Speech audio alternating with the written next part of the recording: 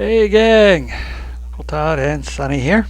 For our last flick of the Halloween season, we are doing Rocktober Blood, a hard rockin' slasher slash ghost story. It was made by Fern and Beverly Sebastian, and they were well known. Ferd Sebastian.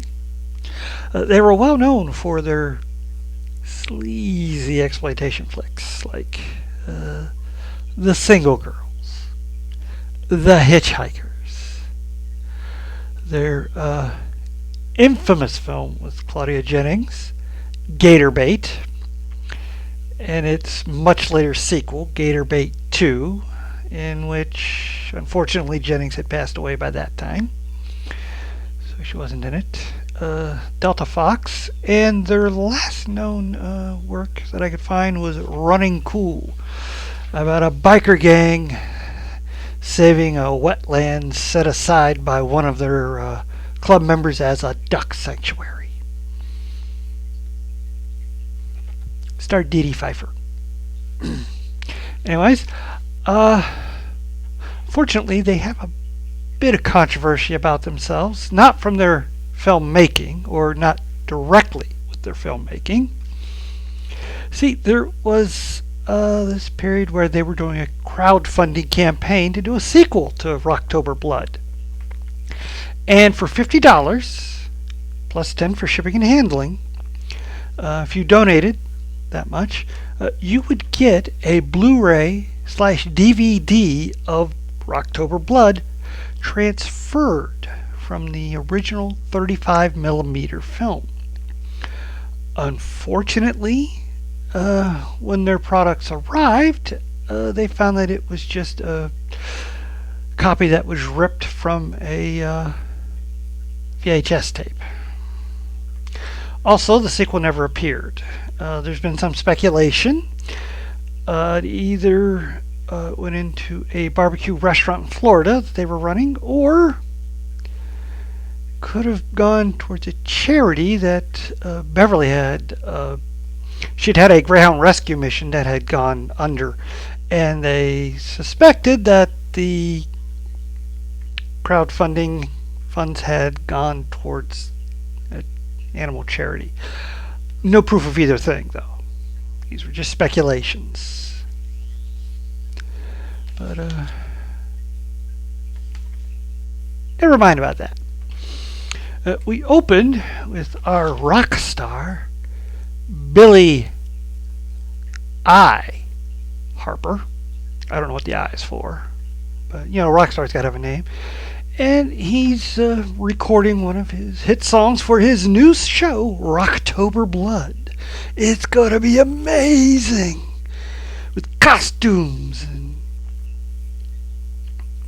heavy metal and women in chains and people in masks and all this stuff and fog machines. And after he cuts his latest song, we find out where he stands with his girlfriend / backup singer, Lynn. Where are you going? I got a hot date tonight. At 4:30 in the morning? What can I say? She wants my bod.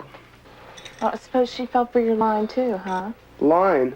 Yeah, like, come to my bed, little girl, I'll make you a star. He's a charmer.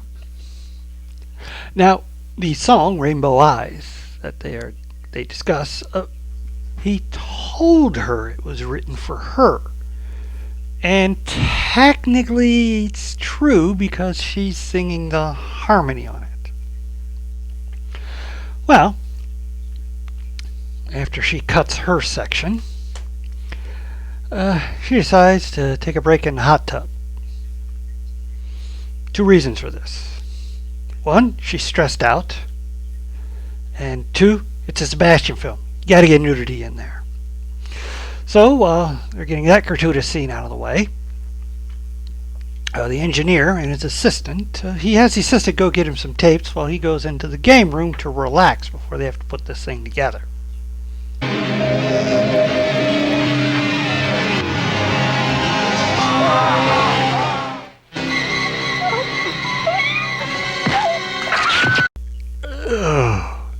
Really, dude.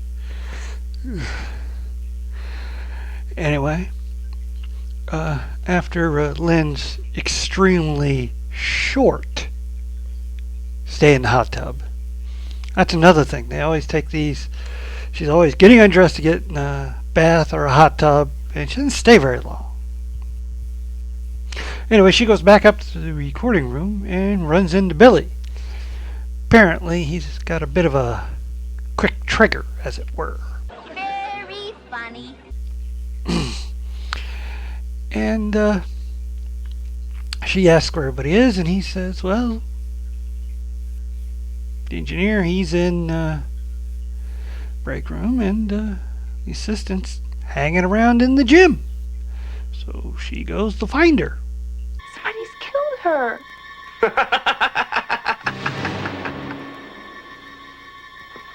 I know. It was me. This just about solves the mystery. Oh. Okay, well, short movie then. I guess she's going to defeat him, and that'll be the end of it. Sing! I'll wear my skirt short. My legs are weak. Shut up! I hate the way you sing my songs. I know what you need. You need a little help. There's no fear. Maybe she won't be getting away. You're arrested. I'm gonna kill your ass. Thank goodness for the ineffectual's security guard. We now jump ahead 2 years. And we learned through exposition from a video DJ, or VJ as they were called. This was the height of early MTV when they still had music videos on. That last year, Billy, keep wanting to call him Eddie, Billy was tried for the murders, convicted, and executed, even though he swore up and down he was innocent. Lynn, of course, supplied most of the eyewitness testimony, being the only survivor, although she was badly stabbed. Since then, the band has reformed, and they are going to go ahead with the Rocktober Blood show. Now Lynn will be singing Rainbow Eyes herself as the star of the show, and one of the other members, Frank, will be singing some of Billy's songs while wearing a mask. Gotta be important. Much later. So she then gets called up to the office of Chris, who's their producer, manager, whatnot. And that's not who she runs into. Damn it. Stop. This has gone far enough. Hello, Rainbow Eyes. I'm back. I'm shocked. Must be his ghost. Must be his ghost. That's it. Well, the aforementioned Chris goes to look for her. Holy crap, it's Tom Petty! Wait a minute. Here. I had no idea he was in this movie. Oh. Nah. Some guy named Nigel Benjamin.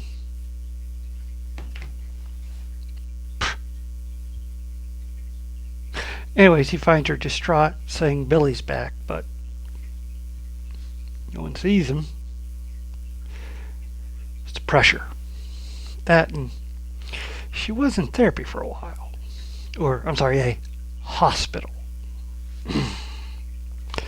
So he sends her, along with her best friend, Honey, and his assistant, Donna, off to a place by the lake out of town, where she sees him again in the woods. And again, no one sees her.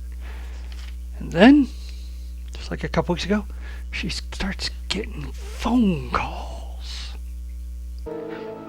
What do you want?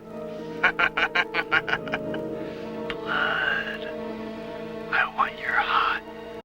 Yeah, I had to cut it off there. He goes on for a little bit and it gets a little unsavory about what kind of blood it is he's wanting.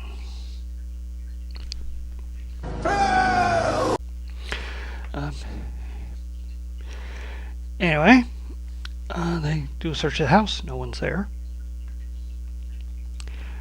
Then later, while Lynn and Honey are out tooling around in the boat,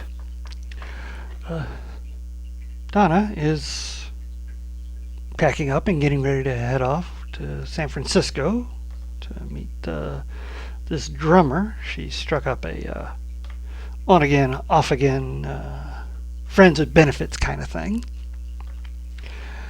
And gets a call from Chris that he'll be coming up, and so she leaves a note for Lynn. And then notices that the hot tub's on. So she goes to check it out, and wouldn't you know it, somebody's in it.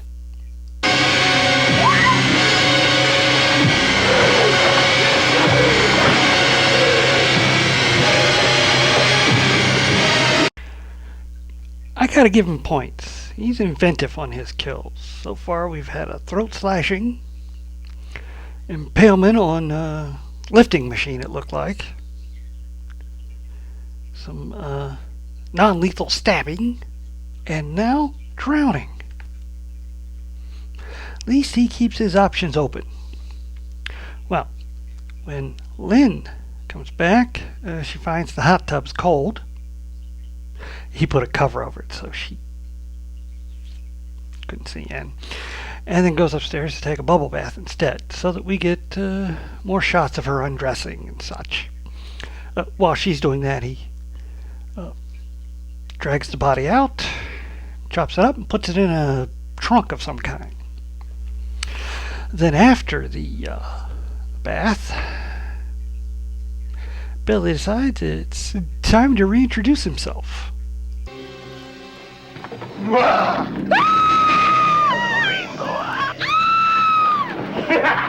Why are you running from me? Aren't you glad to see me? Well, he chases her outside, but she's smart and she doubles back on him and locks him out of the house. At which point, he goes over to the power meter on the side of the house and pulls the cords out, plunging the whole house into darkness. And then she's waiting. She's got a knife from the kitchen, and she hears someone breaking in.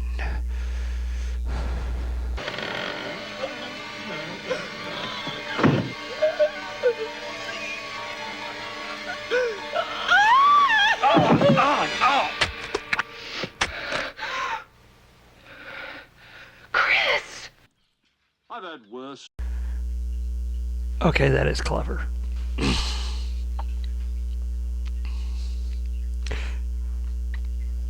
Although, I don't know if this was just happy circumstance on the killer's part. I don't think he knew Chris was coming. Maybe he did. Maybe he read the note. I don't know. Anyway, Chris is okay. Despite having been hacked at by his lover slash client. So, they decide it's time to head back. He's got to get the show ready. What? And then we meet this wonderful guy. You don't have to worry, Len. We got the best security in the business. I won't let anything get in and get you, okay? I promise. Yeah, right. Tell me about it. Where were you every time this creep comes around anyway? Yeah. You suck at security, man. I won't let anything happen to you. And we'll see through the rest of the film how just effective he is at his job. Not very. Anyways, she is convinced they have to dig up Billy's body. Well, nobody wants to do that, so she goes off with Honey to do it herself. But Chris decides, well, he can't let her do that, so he shows up too. At which point, after they open the casket, she sees him jump up and attack her. Holy hallucination! Exactly, because then when she takes a second look... Dead. Will you look? Look. Look at it. That is dead. Look. Now that is as dead as you get, right? That's right. Yeah. Well, Lynn is now convinced. It's all been in her head. And she's getting over it now. But right before the show... Who are you? Death.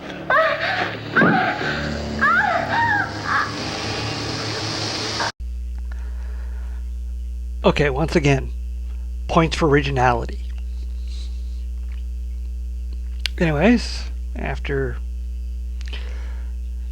Lynn gets made up for her performance, although she runs into Billy again up in Chris's office, who he's made up too, and he chases her, and then we get a most unexpected revelation. I saw you in the grave. Haven't you figured it out yet? They. No, you. You killed the wrong man. Oh my God. You identified my dearly beloved brother, Billy I. Harper. I'm shocked. They wanted him. They didn't want me. I'm John. I'm the musical genius. I wrote it all. He lied. He cheated. Inconceivable.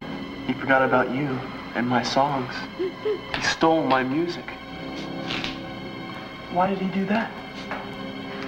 I wrote it all for you.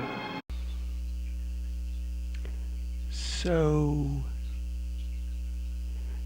instead of taking his brother to court to have his copyrights established, he kills half the staff and blames his brother for it, and then pretends to be a ghost to kill more. He's not going to get whiny about all this, is he? Could be. I did everything for you. Why couldn't you love me? Why couldn't you have been mine? I knew it. Sounds like me back in high school. That was 40 years ago, so I've matured slightly since then, as you can see. Anyways, his big plan is to go out wearing Frank's disguise and do Frank's vocalizing, sounding just like Billy, and kill the women that are chained up. Now, I'd like to show you that, but copyrighted music, you know. And then we get the big thing here, where Lynn finally wakes up as he opens the coffin. The eye. It's here. It's Here. It's okay. He's dead. I've taken care of everything. Come on, we got a show to put on. Oh. Okay. Just go out and perform then. What? Don't need to close it down because you got dead people here. Let's just sing. Well, she sings Rainbow Eyes, best performance she's ever done. And then Chris, who's been missing all this time, finally shows up. Hey, what happened to you? Somebody hit me over the head. Who was it? Where is this guy? Oh, forget it. How's Lynn doing? Oh, she's doing okay. She looks a little bit nervous, but Frankie, man, the guy's fantastic. He's singing like Billy I used to. Oh, my God. Holy Halloween! It is Billy. Oh my gosh. That security guy is the worst. Anyways, he handcuffs Lynn to him while he sings the next song, I'm Back. So they can't do anything. That is until she manages to finally slip away from him.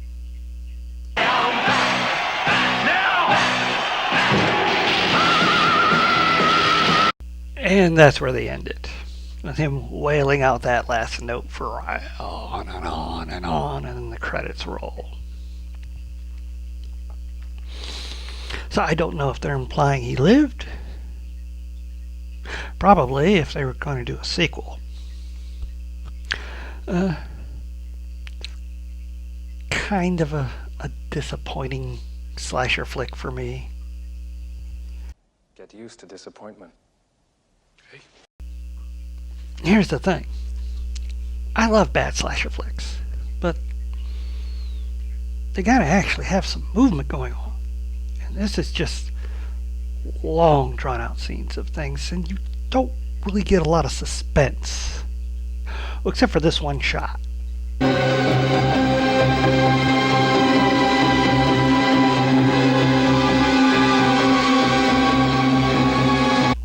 See what I mean there?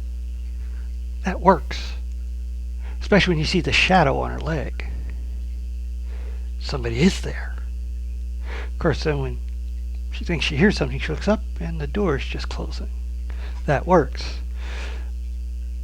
A lot of it's just chases through dark backstage areas that just kind of, it's hard to see. And they keep stopping so he can give more of his confession, which I think we kind of figured it out in the first part, but okay. Excuse me. Somebody needs some ear rubbing. And to show my wires. Acting's kind of disappointing too. Get used. They did. We don't need to show that again. The actress playing Lynn. One note. Guy playing Chris is okay. And the security guy, he's kind of amusing in a kind of smug, kind of idiotic way because he's so ineffectual but thinks he's awesome. It's kind of amusing.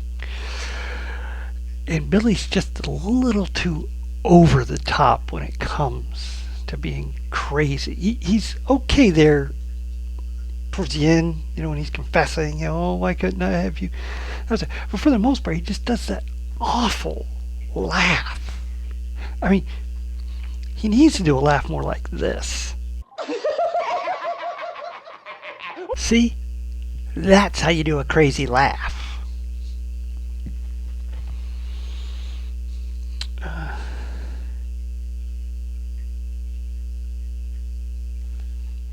There.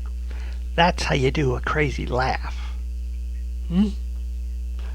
No, I can't be that mean. Well, you're right. He makes Jesse Eisenberg's Lex Luthor seem drab and boring. When you outdo Eisenberg, you've done something wrong. But, yeah, and for the time period, it really hurts it because there were so many slashers out by then. And it had peaked in 81 and was on a downward slope at this point.